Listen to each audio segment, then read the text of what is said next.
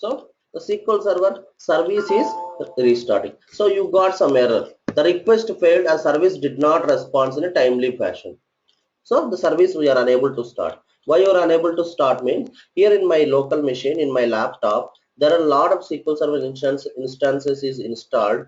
The memory is not sufficient because my laptop memory is only 4 GB memory. My laptop memory is only 4 GB memory. So the memory is not been sufficient for the memory is not been sufficient. So what we have to do? You have to increase your memory for your physical machine. You have to increase your memory for physical machine. That's the only reason the service is not coming up. Right?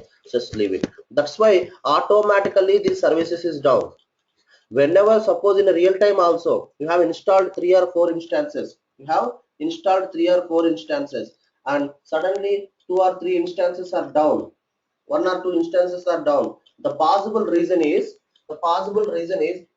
automatically down means there is one of the possible reason is your memory is not sufficient, so automatically your SQL Server service is down.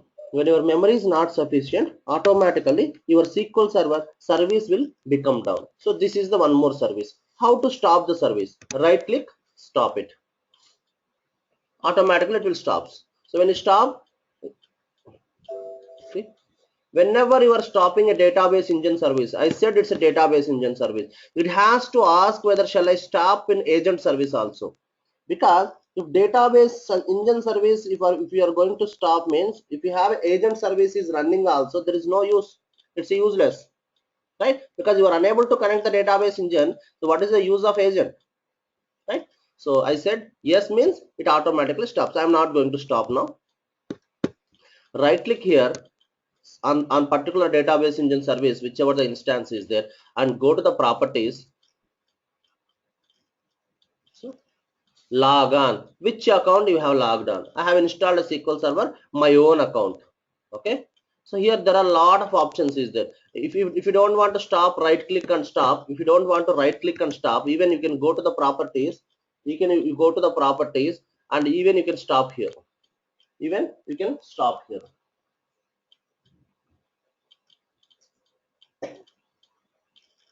If you stop here, and if you want your services you kept as a automatic, your service is kept as automatic, and you want to change the service as a manual, you can go to the startup parameters, log on, I think so. One second guys, log on. Okay, advanced tab. Okay, come down. One second, services. So so this is the log on window, this is the log on window, and if you go to the service, so here it is the start mode. If you want to change it, you can change it. You can change it.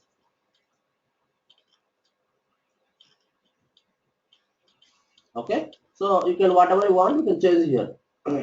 Whatever you want you can change it. So if you want to put manual, you can put manual. If you want to put automatic, you can put automatic. If you want to put disable, you can disable the service, right? So here one more way also. This is the one more way you can do it. This is the one more way you can do it. So I put automatic only because I don't want to change in a manual or something.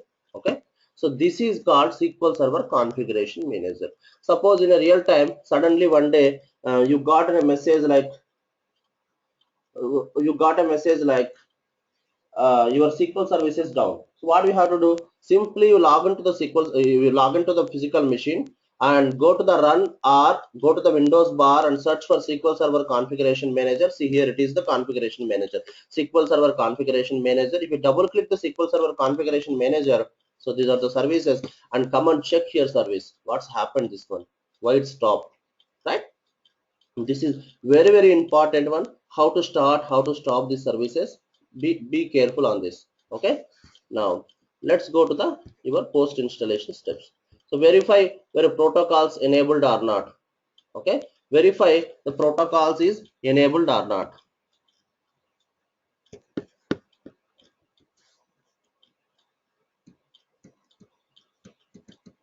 So now maximum memory minimum memory. What do you mean by maximum memory? What is mean by minimum memory? Right? So this sp underscore configure means that is a default store procedure. It's a default store procedure. We are using it. You just forgot about all this one. But first of all, understand what is the maximum memory, what is the minimum memory, max memory and minimum memory.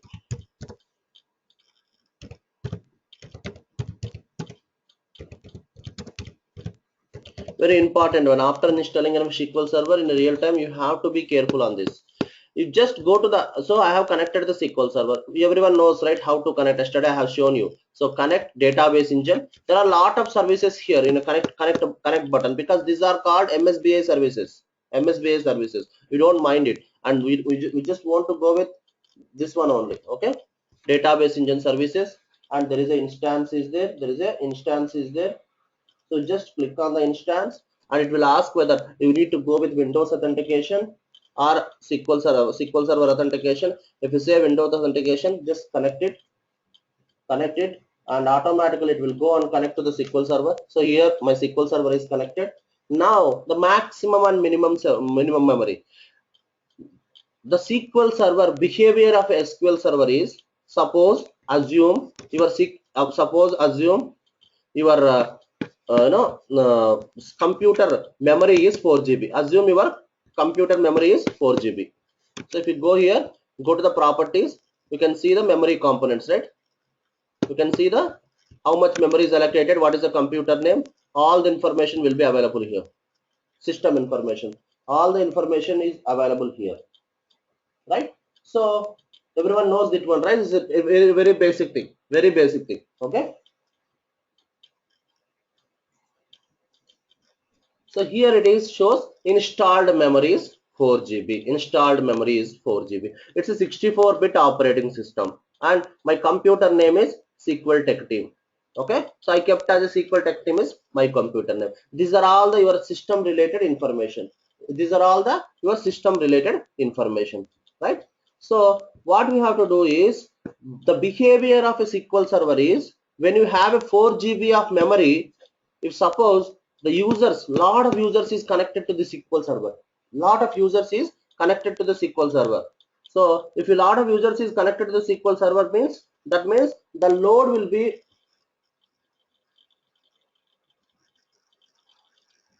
the load will be huge. The load will be huge. When you have a load, the load is huge, you cannot access your SQL Server. Might be the chance that your SQL Server is going to be down. There are a lot of stuff. And when the load is more, automatically what will happen, your physical box also restarts. Because if total memory 4 GB memory is there and 4 GB memory is occupied with your SQL services, what will happen? How Windows will run? Windows also required, your Windows operating system also required some memory. But if your 4 GB memory is occupied by totally SQL Server, how your Windows operating system work, right? So for that purpose, you have to do some settings, and you should limit the your SQL Server memory occupation. If you are not limiting the SQL Server memory occupation, it automatically takes complete memory. Okay, just right click, properties, right click, properties.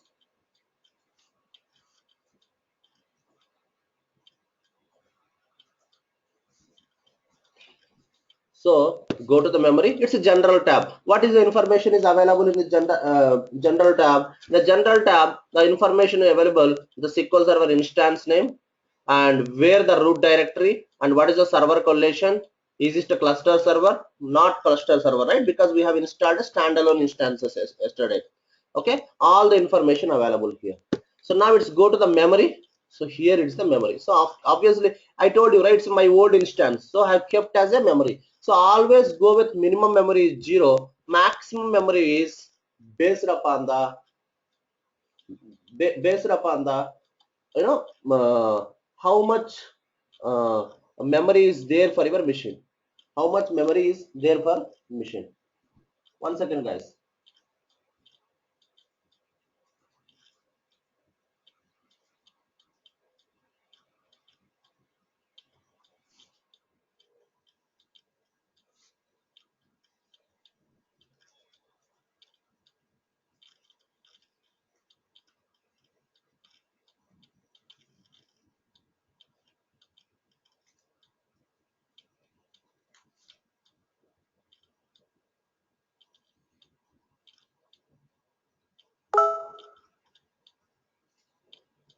1 second, please.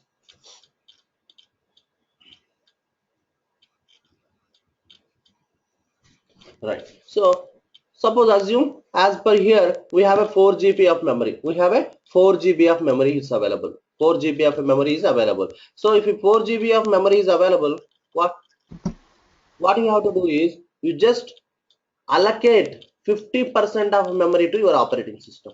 Now the question is, Mohan, if you have 8 GB of memory, same here, 8 GB of memory, allocate 50%. If you have a single instance, if you don't have a single instance, one part of memory is, that means divide a total memory into a 3 part. Suppose assume 6 GB of memory is there, divide 6 GB of memory into 3 parts, and one part assign it to your SQL Windows.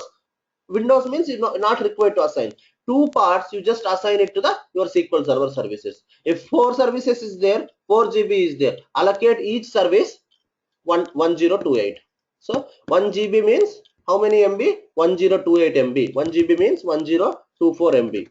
Okay, so I just allocated 1024 means it's a 1 GB. 1 GB 1024 MB means it's a 1 GB. If you want to assign only 512, you can just assign as a 512 of MB, of GB. Okay, so this is very important. Whenever you install your SQL Server in a real time, you have to update this memory and save OK. Automatically it will update. The second important one which we have to perform is compression. Okay, compression. What do you mean by compression?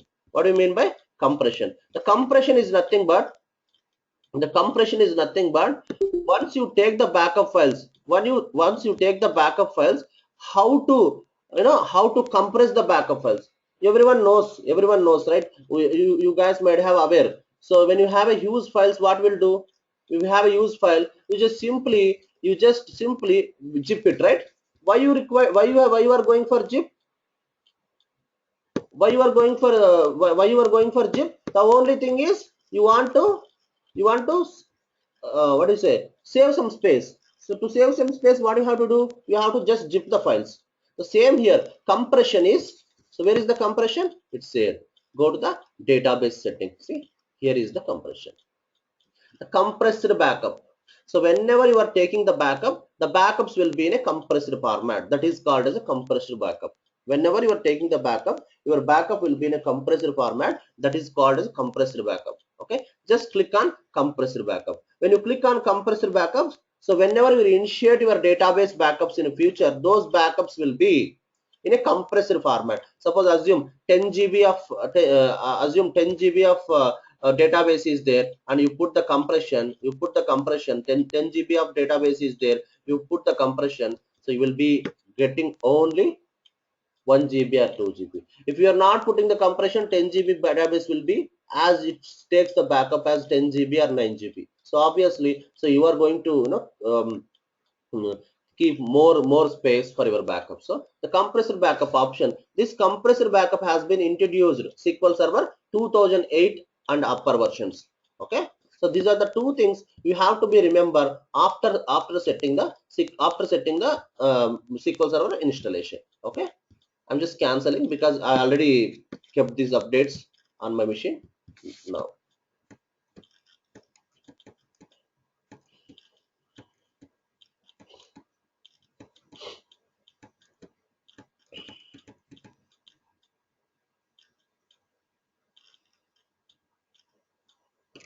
Now let's understand, as a Mohan, you told me yesterday, we were going to show you some where the SQL Server installation is there and who installed, right? So here it is the C drive program files Microsoft SQL Server. Here it is the path where your SQL Server is installed, and this is my development environment because this is the one I connected, right? SQL Server dev I connected as a SQL Server. Just this automatically, whenever we install a SQL Server, whenever you install a SQL Server, there will be one folder will create. So here is the folder is created, MSSQL 11.dev. The 11 is nothing but it shows that it's a SQL Server 2012. Level means it's a SQL Server 2012. Double click it and double click it. So these are all some files is available here. These are all some files is available here.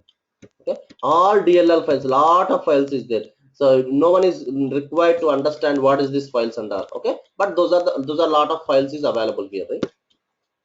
So how to identify who installed a SQL Server, right? How to identify who installed a SQL Server? So always go to the 110. Why you have to go to the 110? Because 110 is a SQL Server 2012. If you open the 110 folder, you have a lot of instances. And go to the 110 folder and go to the setup bootstrap. Setup bootstrap log. In setup bootstrap, you have to go to the log. So open any folder. Open any folder. See summary of SQL Tech team. And summary of, you have all the information, and go back, and in some folders you have a lot of information, some folders will have less information. Just click on any one folder, and so here it is.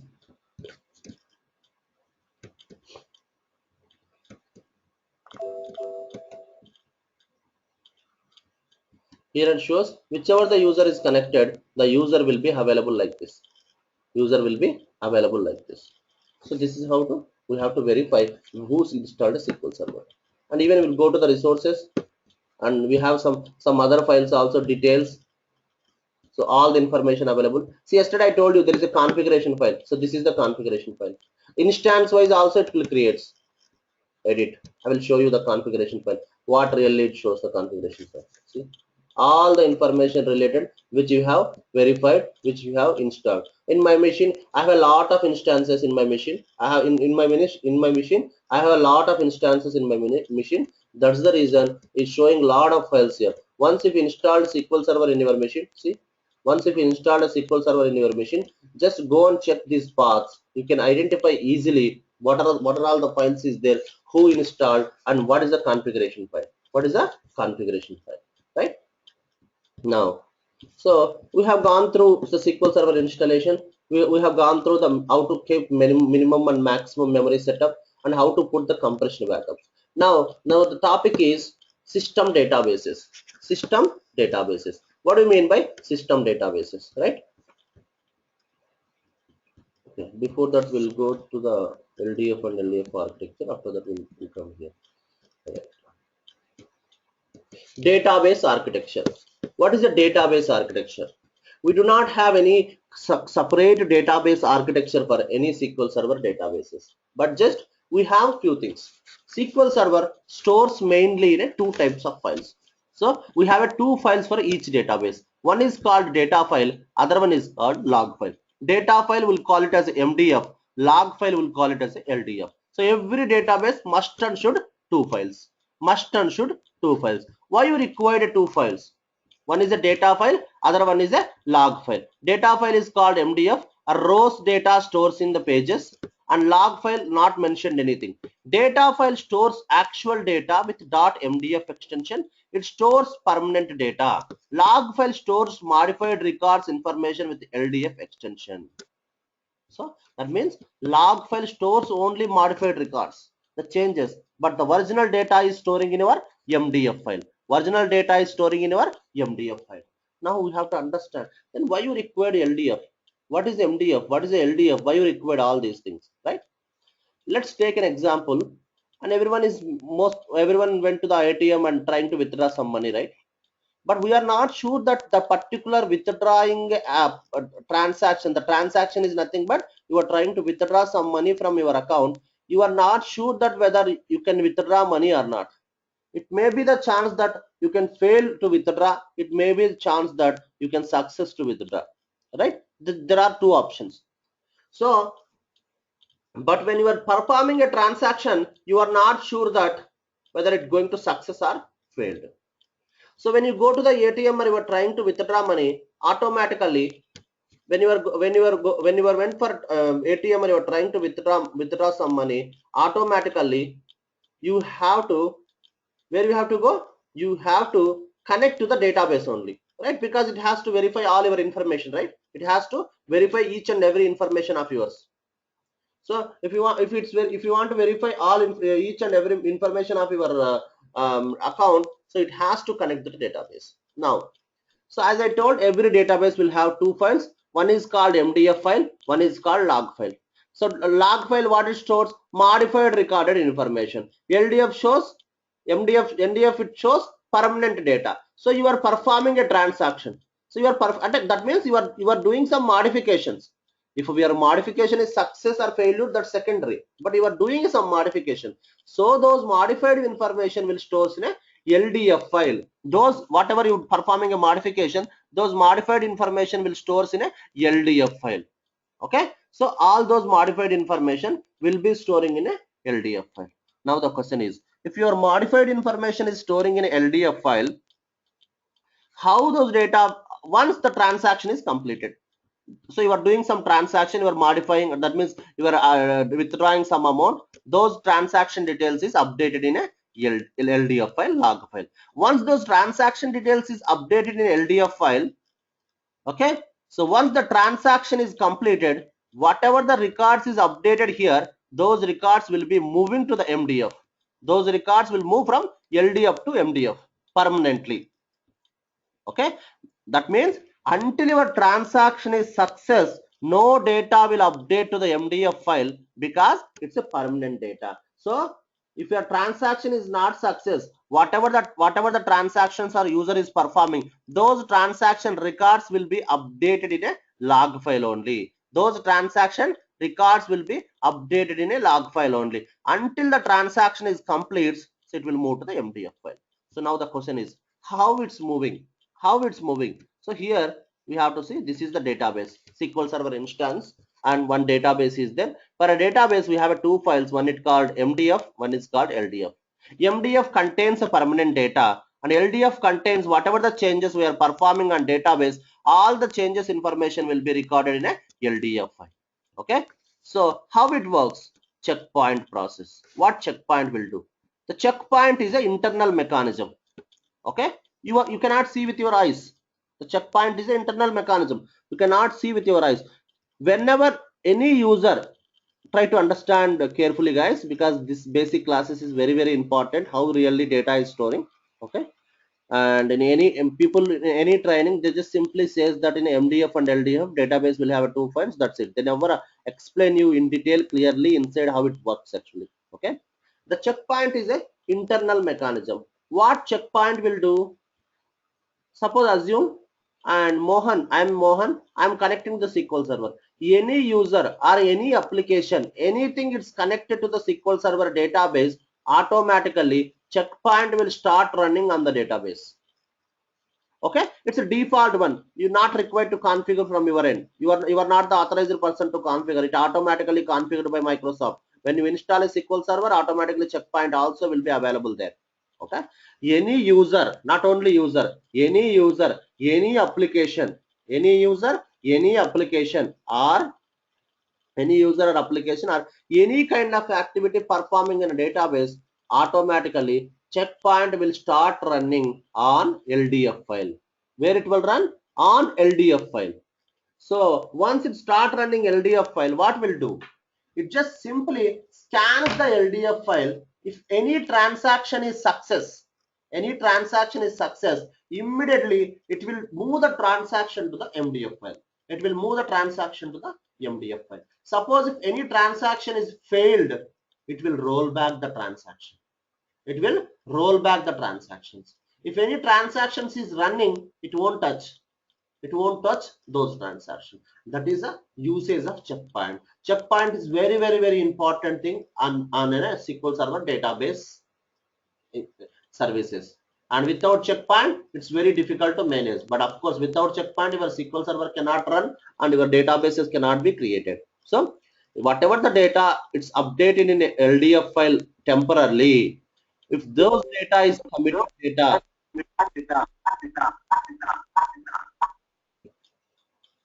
those data is committed data, automatically those data will be scanned by checkpoint and it will move to the MDF file. Guys, anyone have any questions? Even you can chat me or you can ask me please if it's not clear. Okay, so checkpoint is a internal mechanism, performs regularly based on number of transaction or number of pages. There no time interval for running checkpoint, scans the log file. checks how many committed transactions are there, how many failed and how many still running. Committed transactions, here it is, committed transaction will be moved to the MDF file and failed transaction will be rolled back. Currently running transaction will not be touched by checkpoint. So this is the checkpoint will do. So Mohan, why you required to LDF file? You can directly put in MDF and then what is the use of that? Because MDF is a permanent data. You cannot modify again and again. LDF is a temporary data. So you can modify that one. You can flush it out. You can remove this. So suppose now any transaction is updated and running, the transaction is available in LDF file. Once the transaction is committed, once it moved to the MDF file, those transaction will not be available in your LDF no more. It has to be moved to the permanent location called MDF. Permanent location called MDF. So this is how data will be storing. Data will be storing. Okay. Right.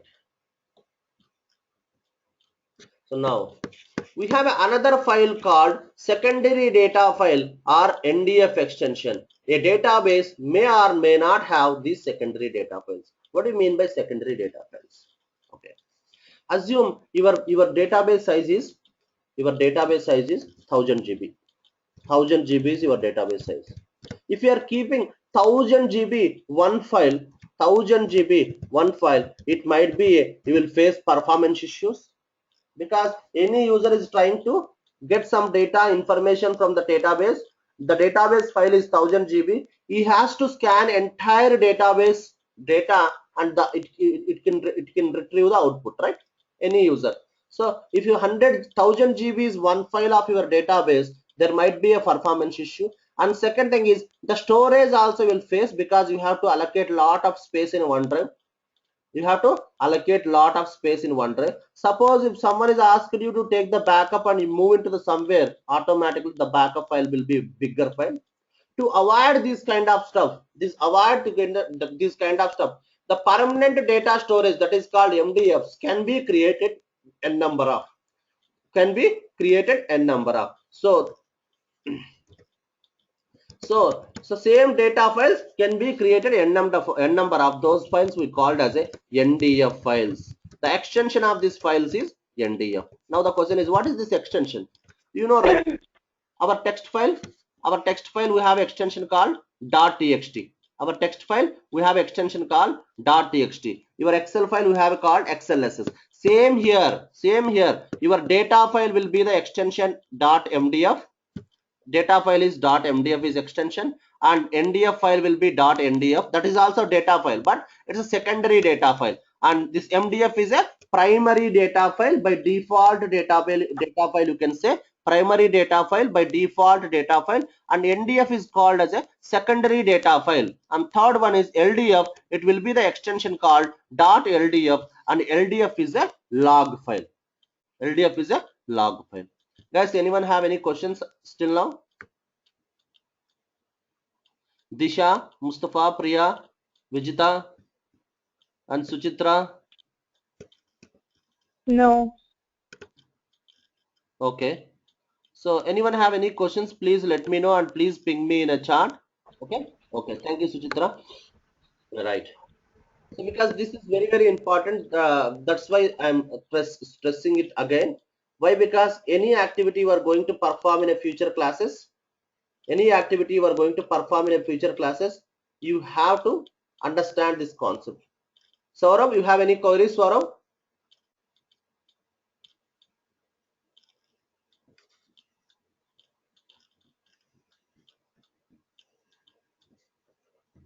Right. Okay.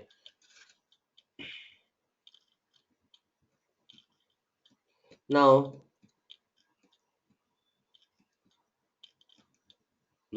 the next important thing is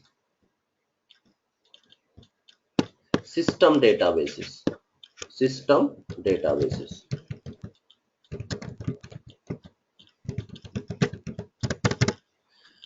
What is a system databases? Right? What is a system databases? Why you require the system databases? That's the next important concept or point you have to discuss here. Right? System databases are nothing but default databases, as when you install a SQL server, these databases will automatically create. Okay, why these databases will created? Because in a day-to-day activity and working with your SQL server, these system databases very important for us to work with your data, right? So where is this system database stored? So here is the databases. So here if you go to the system databases, these are all the system databases. We have a 4 visible system databases, 1 non-visible system databases we'll discuss. So these are the 4 databases: master, model, MSDB, TempDB. And master database, we called it as a heart of SQL server. Master database, we call it as a heart of SQL server, because without master database your SQL services, it won't run. So let's see, go to the SQL Server configuration manager, double click on your database engine, any instance. So I'm double clicking on dev instance, and if you go to the startup parameters, startup parameters means if your SQL Server want to start, these parameters is required. Click on startup parameters. So here is the files, see, master.mdf, masterlog.ldf. That means these are the 2 files: master database mdf file, master database ldf file. That means whenever you want to start your SQL server, for starting a SQL server, those startup parameters as master database files only. So master.ldf, master.mdf. So if you want to start our SQL server, these 2 MDF and LDF files you have to keep here, then automatically you should have these files is available, right? So you have files should be available, right? So master database is very important. Master database is very important. You require master database files, you require master database uh, files available in your SQL Server database engine. Okay, so let's understand one by one.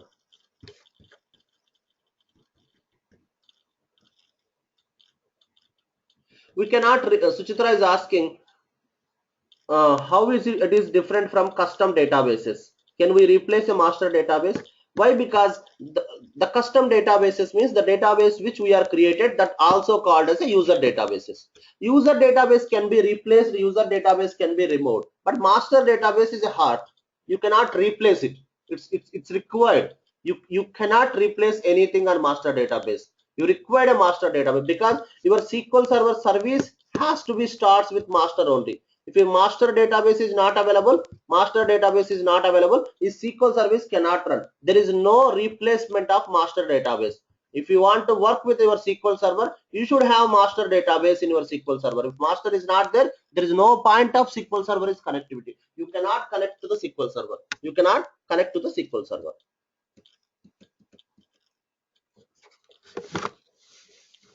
Right. So these are all the system databases: master, model, MSDB, TempDB. Master, model, MSDB, TempDB. These are the 4 system databases. So Microsoft is divided a system databases into 4 parts, and each database have some valid reason, values usefulness for our day-to-day activity. So let's understand one by one. Okay. So another 5th database is called distributor database. This is also system database only, but this database, this distributed DB, only available while replication is configured. So there is a concept of replication. In a future classes, we are going to configure the replication for data movement from one server to other server for high availability, disaster recovery. So for this purpose, we required replication. We are going to configure the replication in further classes. When you configure the replication, there will be one more database will be creating. Those database is called distributor DB. There will be one more database will be creating. Those database is called as a distributor DB. Okay. And also from SQL Server 2005, along with master, model, MSDB, TempDB, a new database is introduced called Resource DB. That means after SQL Server 2005, the version SQL Server 2005 and above, we have a database called as a Resource DB. But Mohan, the Resource DB is not available here. Yes, Resource DB. So these are the 4 databases can be available in your SQL Server. This database also available when you configure the replication. But Resource DB physically is available in a path, but logically it won't be available here in system databases. Okay, logically it won't be available in your system databases. Okay, right. So let's understand one by one what is the usage of this system databases. And guys, one more thing, if you go through this system databases usage also, you may feel difficulties to understand some terminology, but just have a look and assume it, and once you start working in a SQL Server in regular intervals regularly, so you will understand what exactly the usage, why you have discussed these things, you will clearly understand. Okay, right. The first database is loaded by SQL Server on services start is MasterDB. Once MasterDB starts, then only other databases will start. It is just like a brain of SQL Server or a heart of SQL Server. It's very, very important. And MasterDB stores critical information like all your SQL Server configuration, such as CPU information, memory information, and SP underscore configuration. What do you mean by SQL Server configuration? It's something like, what is how much memory is occupied by SQL Server, how much CPU, how much CPU it's taking, and what type of services you have selected, and which authentication mode you have selected. All these details called as a configuration details. But Mohan, this configuration details available in a configuration INI file, right? But those are physical files. So where is a master is logically it's also available in a master database. And also master stores other system database information also in a sys databases. Suppose assume there are plenty of databases here. These are all called custom databases. Also we call it as a user databases. These databases are, so all these databases information, that means what is the MDF file, what is the LDF file, all this database information also available in this master database, the table called sys databases, okay. And SQL logins will be stored in a sys logins, and all remaining user databases file information also available in sysalt files. So just you can say that master have all the information related to the database files, logins, and SQL Server configuration information. Everything is available in a master database in a different table names, in a different table names, right? So that is a master database. Without master database, you cannot perform any activity. Model database. The model database will act as a template in creating a new database. Suppose assume you are going to create a new database. So I want to create a new database. Create a new database. To create a new database, you require a model DB. In your machine, someone is deleted model DB. Someone is deleted this model DB, but we don't have an option to delete directly actually. So here it is. See, when you right click, even you cannot see the delete option here. But if you go to the other databases, you have a delete option because this is the custom databases. But your system databases cannot have option like delete. See, no delete option because you cannot delete it. It's must and should. So suppose the files will be located in somewhere in your drive only, right? Someone is deleted, someone is stopped your SQL Server and deleted those files. So you cannot create any user database. You cannot create any user database. Okay, because model database will act as a template in creating a new user database. How many files we want to create, how many MDF, LDF, all the information will be available. The skeleton of your database skeleton will be generated by model database. So whenever you are creating a new database in your SQL Server, automatically the skeleton of this new database will be created in a model database, and it will help you to create the database internally. You cannot see it with your eyes. It's a logical thing. It's happening background. It's a logical thing which happens in a background, right? And the other database is called MSDB. The other database is called MSDB. What is MSDB? The MSDB is nothing but Microsoft database. As I told you, right? SQL Server database engine, we have an agent engine as well, right? SQL Server database engine, we have an agent engine as well. So this is a SQL Server database engine, and SQL Server database engine, we have an agent engine as well. See, this is the agent engine, right? So all the information related to SQL Server agent, those information will stores in a MSDB database. And so agent is nothing but, as I told you, in your mobile, alarm, right, and stopwatch, all these are called as a agent related informations. So MSDB stores all scheduling and automation information. SQL Server, we are doing automation in the form of job. SQL Server agent service will be responsible for this. All SQL job information stores in a sysjob. So MSDB is nothing but, whenever you want to create any new job, those job details will be stored in MSDB. If you take any database, if you performed a backup, those backup related information is available in a MSDB. So all job related, backup related, schedule related, alerts related information will be storing in your MSDB.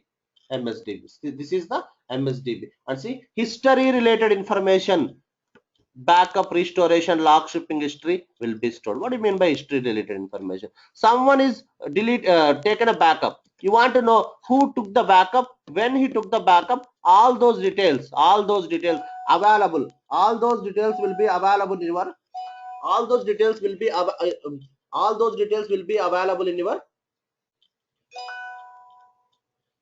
where those details will be available. Those details will be available in MSDB some database. All the details will be available in MSDB some database. Okay, so that's the reason MSDB will have all the information as well. MSDB will have all the information as well, right?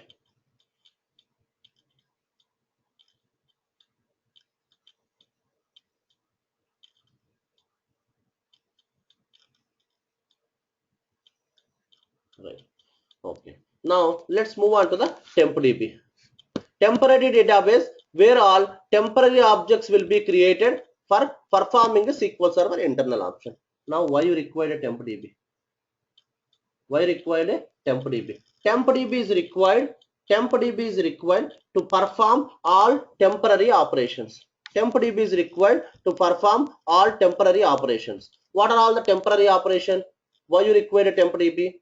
Assume once you create a database, automatically the application will be connected to your database, obviously, right? So that's what actually happening.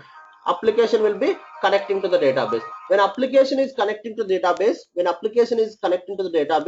so this application will create some temporary objects, temporary tables to calculation purpose.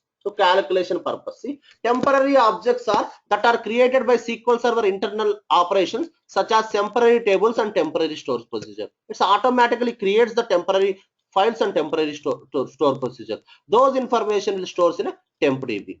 All the information, any user is connected, is performing any calculation, any sorting and ascending, descending, whatever it is, all the information will stores in a TempDB. Whenever your SQL Server started, TempDB will be deleted and new copy will create.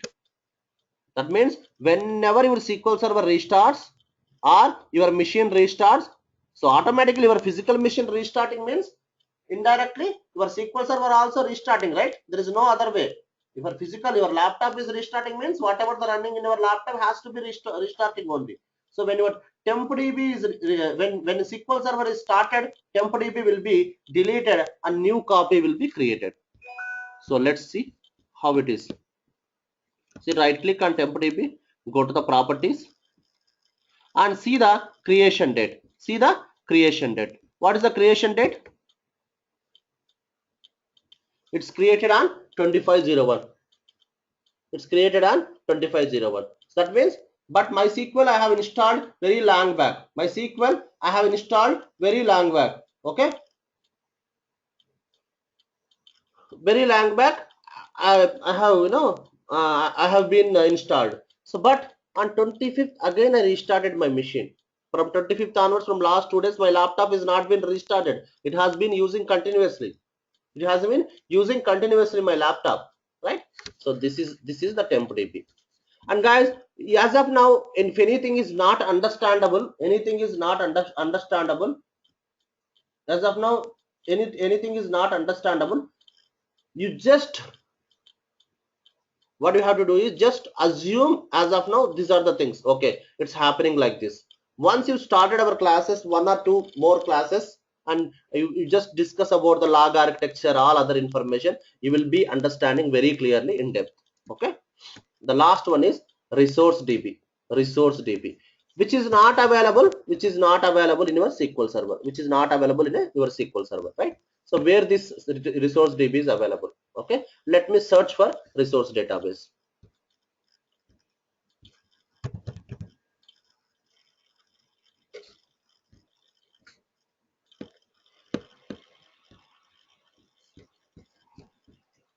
I'm just searching a resource database. There will be one path this resource database will be stored actually. So MS SQL.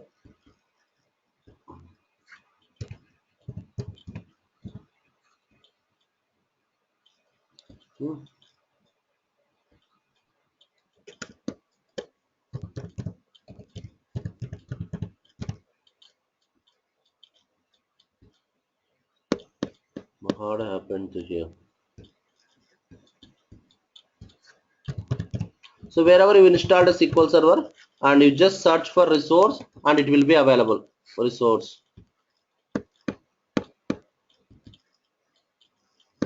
So these are the resources actually. Resource DB available. Okay, let's try this one your machine, guys. It's it's somewhere it's there, but you just go and check, search in your SQL server where your SQL server installed, and you search for resource DB, and resource DB files will be available. Okay, so there will be a resource DB, one MDF file will be available, one LDF file will be available. Okay, now the resource DB is hidden database. You can see only MDF and LDF physically. It stores where we keep SQL binary files. So wherever your SQL binary files will be storing, those place it will be available. So obviously SQL binaries will stores in my SQL server only, but why it's not showing actually binary files bin resource DB. Here it should be here only actually. Let me search for this. So it's available. See, MS SQL system resource. MS SQL system resource. One is LDF file, one is MDF file. So this resource database is for dev instance. See, here is dev. That means dev instance. MS SQL system resource, MS SQL system resource data file, MS SQL system resource log file. Right? MS SQL system resource data file, MS SQL system resource log file. Right? So it's available in your physical path, but logically it's not there in your SQL server, and logically it's not there in your SQL server, right? What is the use of resource DB? It provides high security to your data. It contains all system objects such as sys object physically stored. Resource database makes upgradation of a new SQL server version easier and faster. In earlier version, upgrading will be delete and create a system object. Now resource DB will contain system objects to take.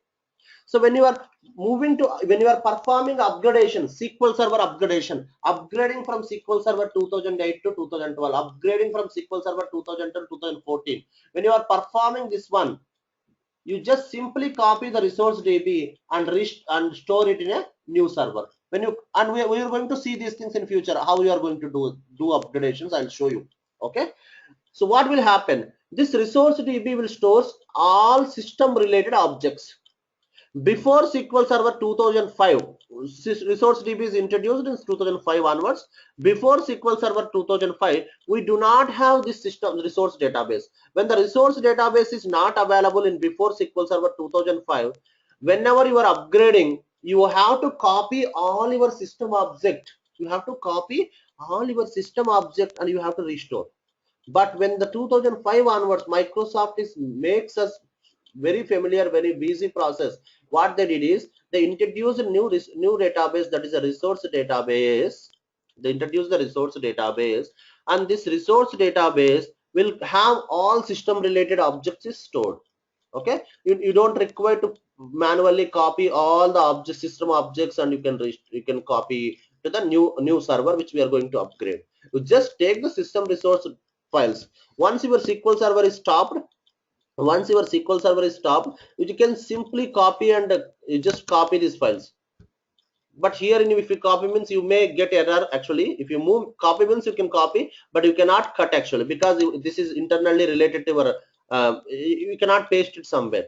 But when your SQL server service is stopped, you can perform it. You can move those files to the new environment. That is the usage of resource database. Right. This is one more very important diagram, guys. Try to understand. This is my database. This is my MDF file where data stores. This is my log NDF file.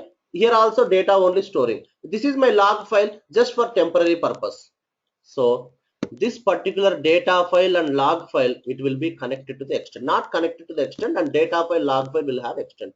Now the question is, Mohan, you said some files data is storing, and I'm inserting one row. Where it stores? You said it stores in a file only, but what is that one? In a file, dot MDF file or dot NDF file, data stores in these files as a pages. How it's in your notebook? Every notebook has some pages, right? Page 1, page 2, page 3, right? Page 4. So here also data stores in a pages.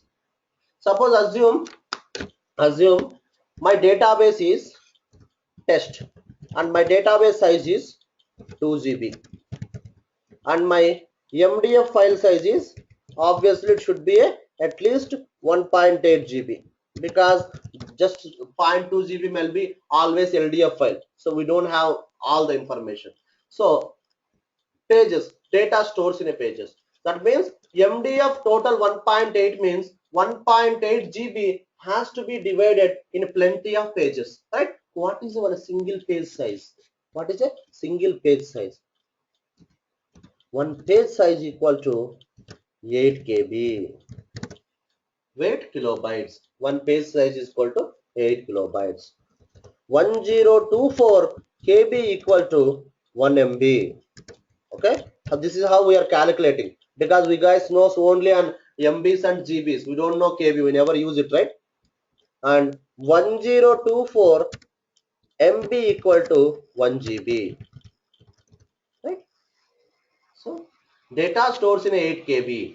So obviously 8 KB means if you calculate 1024 by 8, so there might be some 8, there might be some number which is equivalent to 1 MB. So data stores in a pages. Data stores in a pages, and 8 pages will be one extent.